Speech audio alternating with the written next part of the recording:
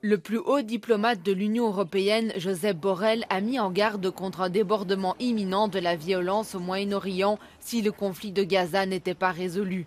Cette mise en garde intervient au lendemain de la mort du numéro 2 du Hamas lors d'une attaque de drone dans la capitale libanaise Beyrouth. Israël n'a pas encore explicitement revendiqué l'attaque, mais se prépare à d'éventuelles représailles. Las raíces del odio y si esa tragedia no se acaba pronto, mucho me temo que todo el Oriente Medio se va a ver envuelto en llamas. La tension monte également en mer Rouge où des navires commerciaux internationaux ont été attaqués par les rebelles houthis soutenus par l'Iran. Les États-Unis et certains pays européens ont envoyé des navires de guerre et des officiers dans la région en réponse à ces attaques, tandis que l'Iran a également dépêché sa propre frégate, signe d'une aggravation des tensions.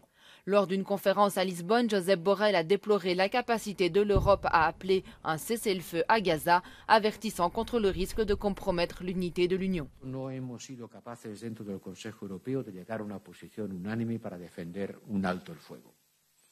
Al contrario, nos hemos limitado a llegar a un acuerdo de mínimos, diciendo que apoyamos pausas, en plural, humanitarias y en aumento de la ayuda a las víctimas de la guerra.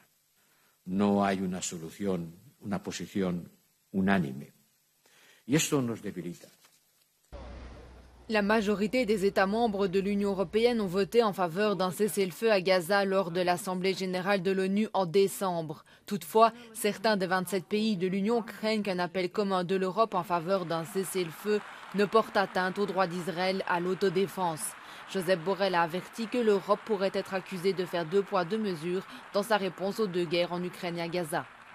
La posición clara y firme de Europa frente a la guerra en Ucrania no es compartida por muchos países del mundo que inmediatamente nos acusan de tener principios de geometría variable, o eso que llaman double standards.